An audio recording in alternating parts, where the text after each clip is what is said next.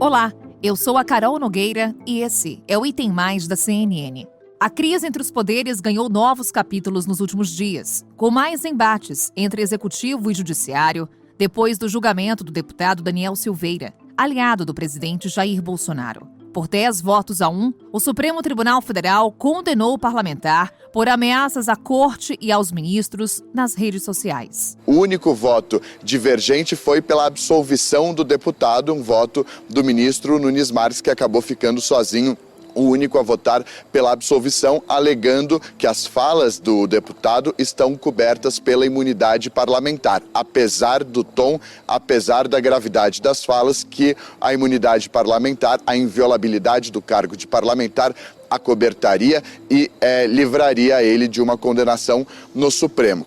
Os outros 10 ministros se dividiram da seguinte forma: 9 ministros, a grande maioria, votou então para condenar Daniel Silveira pelos crimes de coação no curso do processo e também de tentativa de impedir o livre exercício dos poderes, estabelecendo então uma pena de 8 anos e 9 meses de prisão em regime inicialmente fechado. Além disso, uma multa de cerca de R$200 mil, perda do mandato e também suspeição dos direitos políticos. Por que eles se dividiram? Porque André Mendonça, que também, assim como Nunes Marques, foi indicado nessa gestão do governo do presidente Jair Bolsonaro, ele votou para condenar Daniel Silveira apenas pelo crime de coação no curso do processo. Estabeleceu uma pena menor de 2 anos e 4 meses em regime inicialmente aberto e uma multa de cerca de R$90 mil.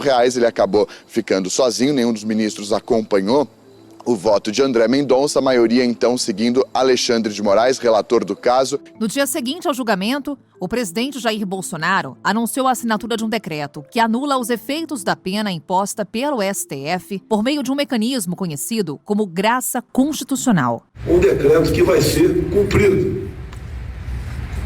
Artigo 1º. Fica concedida graça constitucional a Daniel Lúcio da Silveira, deputado federal, condenado pelo Supremo Tribunal Federal em 20 de abril de 2022, no âmbito da ação penal 1044. Partidos políticos e o senador Renan Calheiros acionaram o STF. Ingressaram com ações que questionam se o decreto do presidente Jair Bolsonaro viola a Constituição. A ministra Rosa Weber foi sorteada como relatora e deu prazo de 10 dias para que Bolsonaro explique os motivos para a concessão da graça constitucional. Em meio à queda de braço entre o Planalto e o Supremo sobre a condenação de Daniel Silveira, um outro atrito surgiu para intensificar esse mal-estar entre os poderes. No último domingo, o ministro do STF, Luiz Roberto Barroso, afirmou que as Forças Armadas têm sido orientadas a atacar e desacreditar o processo eleitoral brasileiro. Ataques totalmente infundados e fraudulentos ao processo eleitoral. Desde 96 não tem um episódio de fraude no Brasil. Eleições totalmente limpas, seguras e auditáveis. E agora se vai pretender usar as Forças Armadas para atacar o processo e tentar desacreditá-lo. Em nota, o Ministério da Defesa reagiu e classificou as declarações de Barroso como uma ofensa grave e irresponsável. Afinal, quais são os rumos dessa tensão entre executivo e judiciário, principalmente no ano eleitoral? Hoje o Item Mais traz uma dinâmica diferente, justamente para propor uma reflexão mais aprofundada sobre esse tema. Ouvimos aqui os nossos analistas da CNN sobre o que acontece no momento, os bastidores e, claro, o que podemos esperar do futuro. Começamos com a nossa analista lá em Brasília, a Thaís Arbex. Oi, Thaís. Nos falamos todos os dias no Agora CNN. Aqui no Item Mais, eu queria trazer o teu relato sobre o que esperar dos próximos passos desse processo contra o deputado Daniel Silveira e também da graça constitucional concedida a ele pelo presidente Jair Bolsonaro. É possível traçarmos aqui algumas expectativas do que corre aí em Brasília? Carol, vamos lá. O que a gente pode esperar de agora em diante em relação a todo esse caso envolvendo Daniel Silveira? A gente tem uma decisão do ministro Alexandre de Moraes desta terça-feira dizendo que a defesa do deputado tem que se manifestar sobre o indulto concedido pelo presidente Jair Bolsonaro e também tem que se manifestar sobre o fato de o deputado não estar cumprindo as restrições estabelecidas pelo Supremo Tribunal Federal. Uma dessas obrigações que o deputado deveria estar cumprindo é o uso da tornozeleira eletrônica. E a gente sabe, por meio de um relatório, de um ofício da Secretaria de Administração Penitenciária aqui do Distrito Federal, que pelo menos desde o dia 17 de abril, a tornozeleira está descarregada. Então, posto isso, Carol, a gente tem também uma decisão da ministra Rosa Weber, que é a relatora daquelas ações que questionam se o indulto concedido pelo presidente Bolsonaro é ou não constitucional. Rosa Weber decidiu, na noite de ontem, dar o prazo de 10 dias para o presidente se manifestar. Logo depois disso, ela abre prazo para a Advocacia Geral da União e também para a Procuradoria-Geral da República e já indicou que essa decisão será tomada pelo plenário. Tudo isso para a gente ter um pano de fundo. E qual que deve ser o caminho do Supremo Tribunal Federal, Carol? A gente tem ouvido muita gente por aqui, e principalmente ministros do Supremo, e o entendimento hoje é de que o Supremo Tribunal Federal não tem como derrubar a graça constitucional, ou seja, que é uma prerrogativa do presidente Jair Bolsonaro conceder esse tipo de indulto individual e que ele é, sim, constitucional. Mas hoje, na decisão que Alexandre de Moraes tomou, o ministro deu ali uma série de indicativos em relação ao que deve dizer o Supremo Tribunal Federal. A primeira delas, que o indulto atinge apenas a pena, ou seja, aquela pena de 8 anos e 9 meses de prisão e também o pagamento de multa. Mas ela não faz com que seja deixada de lado a condenação, o cometimento de crime. Isso quer dizer o quê? Quer dizer que, no entendimento do Supremo Tribunal Federal, Daniel Silveira está, sim, inelegível. Afinal de contas, quando o processo terminar, quando ele transitar em julgado, quando se esgotarem todos os recursos, o deputado terá uma condenação criminal por um colegiado. E isso faz com que, segundo a lei da inelegibilidade, ele não possa mais disputar uma eleição. Mas, muito provavelmente, essa decisão fique lá para a corte, que é responsável por julgar o rito eleitoral. Após o perdão da pena de Daniel Silveira, auxiliares de Bolsonaro afirmaram à CNN que o presidente pediu para a área jurídica do governo estudar uma forma de perdoar todas as pessoas punidas nos inquéritos das fake news, dos atos antidemocráticos e das milícias digitais, em andamento no Supremo Tribunal Federal. Mas até que ponto o episódio com Daniel Silveira pode abrir um precedente para novos indultos de aliados do presidente? Quem traz pra gente essa resposta é a nossa analista de política, também na capital federal, Basília Rodrigues. Pois é, esse indulto abriu uma crise sem precedentes e acabou dando ideia a alguns aliados do presidente, mais ligados aí àquela ala mais ideológica, né, do governo de Jair Bolsonaro, de que outras pessoas, a exemplo de Daniel Silveira, também possam ser agraciadas, receberem algum tipo de indulto. Fontes do Palácio do Planalto contaram à CNN que Bolsonaro pediu um estudo à área jurídica do governo para saber de que forma isso poderia ser ampliado. O indulto ou a graça constitucional concedida a Daniel Silveira é direta, objetiva, né? É para ele. Por isso que se avalia aqui no Supremo Tribunal Federal a consideração de que tem ocorrido um desvio deste indulto, ou seja, o presidente agiu por vontade, mas num critério de pessoalidade e afronta ao STF. A área jurídica do governo, oficialmente falando, a Advocacia Geral da União, nega que esteja fazendo um estudo do tipo, mas os aliados do presidente, ali no Palácio do Planalto, estão incentivando esse discurso dentro do Congresso. Por exemplo, já saiu aí um projeto de lei para conceder um tipo de anistia política a Daniel Silveira e outras pessoas que estejam em casos semelhantes. A gente vê a tentativa da utilização de um instrumento que no Brasil só foi aplicado no pós-ditadura militar, né, para poder anistiar, ou seja, apagar o crime, muito mais do que a pena das pessoas que deixaram essa fase ditatorial do Brasil, né, sejam aí guerrilheiros guerrilheiros ou pessoas que estavam agindo em nome do Estado. Elas foram anistiadas, né? Porque este é um dispositivo concedido num contexto político, não é o mesmo que ocorreu com Daniel Silveira, mas os aliados do presidente estão tentando esticar a corda. A concessão da graça para anular os efeitos da condenação do deputado Daniel Silveira abriu um debate sobre o uso do instrumento constitucional do perdão presidencial e até que ponto ele foi acionado de maneira adequada neste caso. A edição de uma graça, um indulto,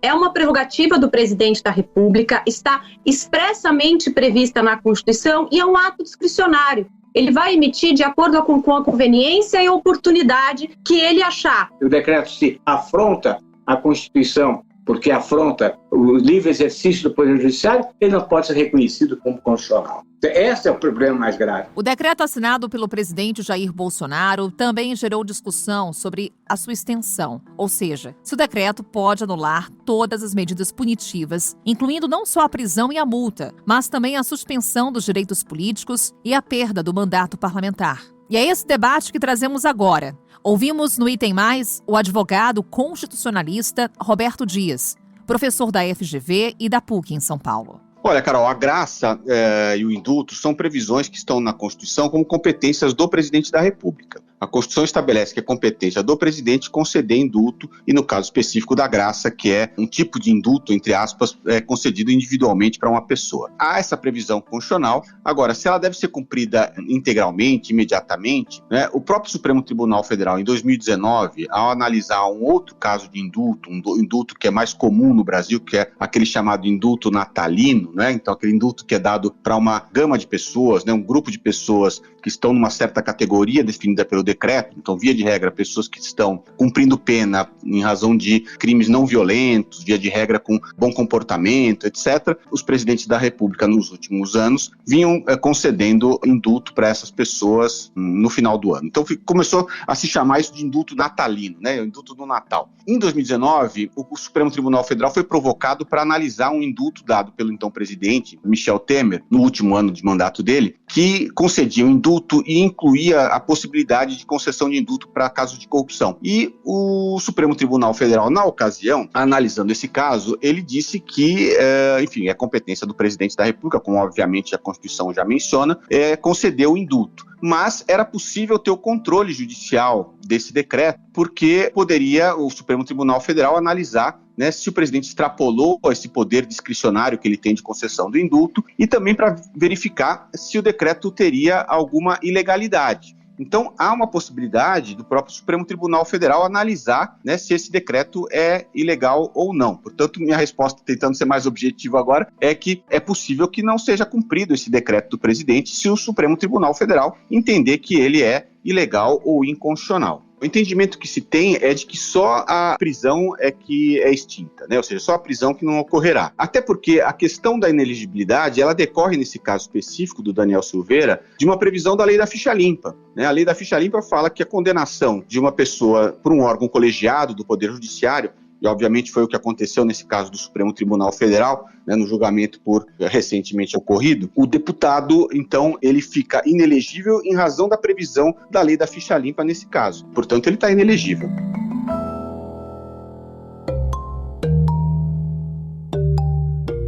Para além do atrito sobre a condenação do deputado Daniel Silveira, as declarações do ministro Luiz Roberto Barroso sobre uma possível orientação para que as Forças Armadas atacassem e desacreditassem um processo eleitoral causou reação não apenas dos militares. Dentro do próprio Supremo Tribunal Federal, ministros da Corte se dividiram quanto aos possíveis impactos das afirmações de Barroso. É bastidor que a nossa analista Carolina Brígido detalha. Olha, essa declaração do ministro Luiz Roberto Barroso de que as Forças Armadas seriam orientadas para desacreditar o processo eleitoral, ela dividiu ministros do Supremo Tribunal Federal. Existe uma ala no Supremo que está muito preocupada com eventuais manifestações violentas depois das eleições de outubro, se por acaso o presidente Jair Bolsonaro não for reeleito. Então, para esses ministros, os militares teriam um papel fundamental na defesa do TSE, das instituições, do Supremo Tribunal Federal. E, nesse sentido, essa declaração do ministro Barroso seria, sim, importante nesse momento.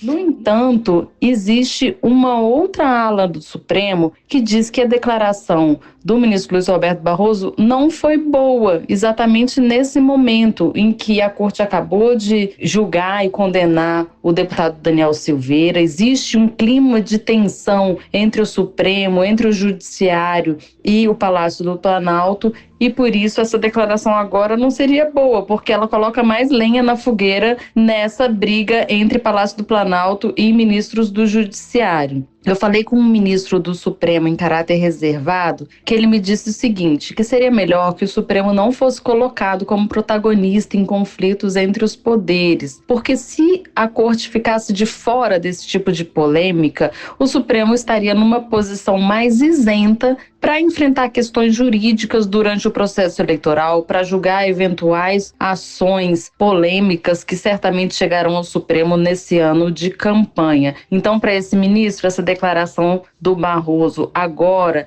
deixa o Supremo ainda mais exposto durante a campanha e fragiliza também a imagem do tribunal como um todo. As reações aos comentários do ministro Barroso sobre as Forças Armadas trouxeram para os holofotes a ala militar, que apoia o governo e se manifestou duramente contra as afirmações do ministro do Supremo, e também no caso do perdão ao deputado Daniel Silveira. Qual tem sido a postura dos militares próximos ao governo nesse mal-estar com o STF? Quem nos conta é o analista Caio Junqueira. A reação dos militares a esse perdão concedido pelo Bolsonaro ao Daniel Silveira foi de, primeiro, uma apreensão, pelo que eu notei, pelo que eu conversei com eles, com militares da ativa das Forças Armadas. Eu senti primeiro uma apreensão, um tensionamento e um sentimento de que era algo que iria acontecer em algum momento. Eu não digo especificamente o perdão, claro, ao Daniel Silveira, mas eu digo esse tipo de embate com o Supremo Tribunal Federal, ou seja,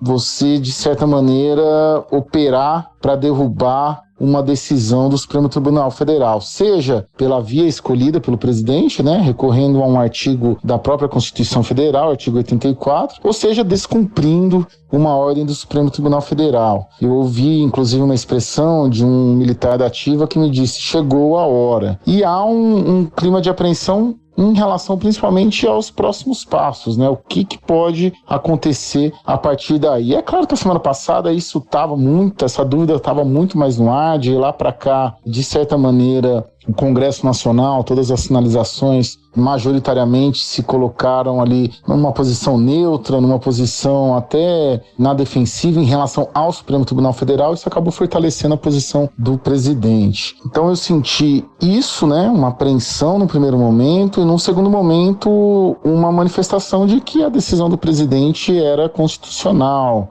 padecia de legalidade e logo que o presidente estava correto em relação à sua decisão. Eu acho que esses dois caminhos principais em relação ao indulto. Em relação à posição do ministro Barroso, né, que foi manifestada no domingo, a nota ali estava bem clara, a nota do Ministério da Defesa. Os militares ficaram extremamente incomodados, já não gostam muito ali do ministro Barroso pela condução que ele teve no Tribunal Superior Eleitoral. Eu ouvi muito nas últimas semanas que a saída do Barroso da presidência do TSE e a entrada do Edson Fachin na presidência do TSE dava ali uma nova expectativa para as Forças Armadas de um relacionamento melhor, que eles vêm tendo, sim, inclusive. A relação Fachin-Forças Armadas é bem melhor do que a de Barroso Forças Armadas, mas eles ficaram extremamente incomodados. Tem um receio ali, desde o começo desse governo Bolsonaro, em relação à forma como as Forças Armadas são encaradas. Óbvio que o próprio Bolsonaro utiliza-se muito da sua origem militar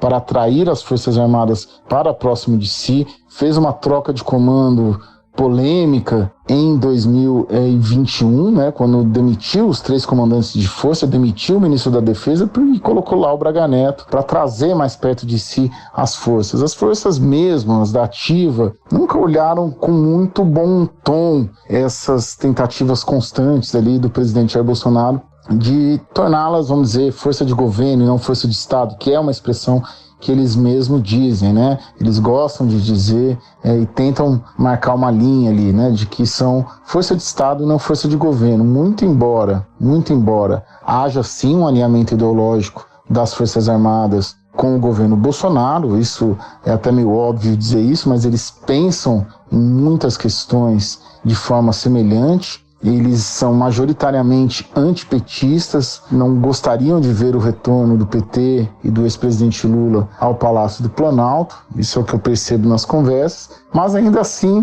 tentam tocar a vida de forma, até onde isso é possível, manterem-se ali independentes do Palácio do Planalto. O problema é que o Palácio do Planalto e o seu chefe, o presidente Jair Bolsonaro, não entende assim, entende que as forças têm que estar ao lado deles. Então, isso acaba gerando, por vezes, algum ruído. Mas nessa questão do ministro Barroso, foi uma reação unânime, não só na nota pública divulgada, mas também nos bastidores ali das Forças Armadas. O caso Daniel Silveira e a disputa sobre o processo eleitoral não são os primeiros embates entre executivo e judiciário no governo Bolsonaro. Ao longo dos últimos anos, o presidente e o STF têm acumulado uma série de situações em que trocaram críticas e colocaram à prova a separação e a harmonia entre os poderes. Mas o que esses dois novos atritos sinalizam para o futuro da relação entre executivo e judiciário? Para encerrar essa nossa maratona de análise do Item Mais, quem está conosco é o nosso Yuri Pita, que descreve o quadro atual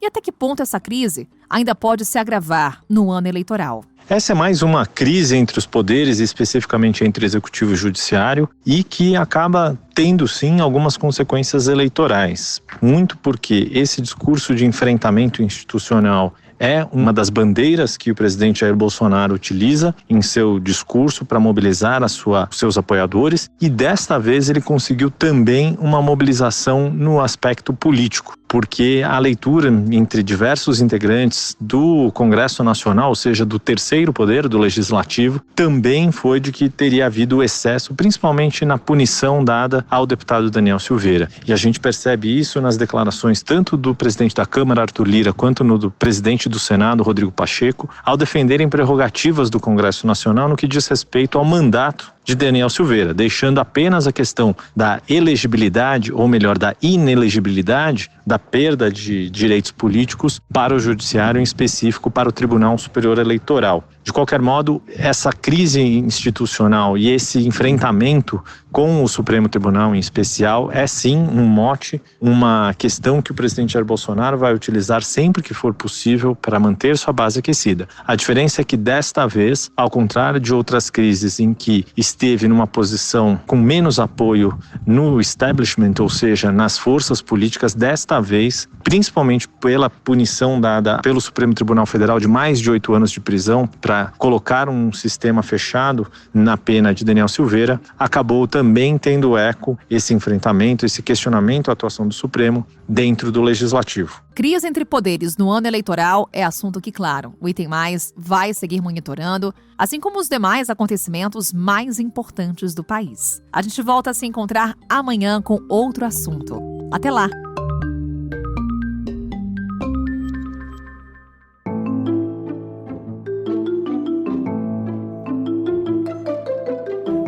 Com a minha apresentação, Carol Nogueira, este podcast foi produzido pela Maremoto para a CNN Brasil. Roteiro e pesquisa, Lucas Scherer. Pauta e produção, Danilo Santana. Edição e sonorização, Nathan Kleiman. Coordenação geral, Paula Weinberg e Felipe Gomes. Coordenação de produto, Verônica Schneider. Coordenação editorial, Diego Toledo. Você também pode ouvir o Item Mais no site da CNN Brasil e aproveite para conhecer os nossos outros programas em áudio. Acesse cnnbrasil.com.br/podcasts.